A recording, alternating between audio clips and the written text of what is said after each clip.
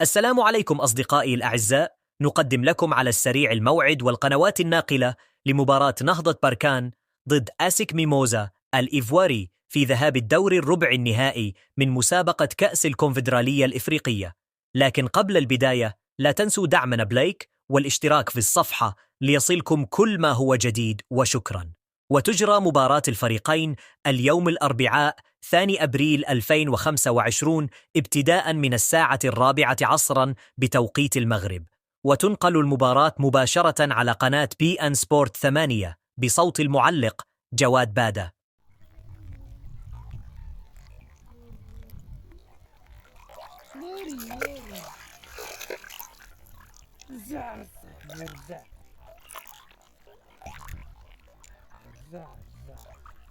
عرق حد ما درش من الحزب غدر ما تخرجك الرحمة يا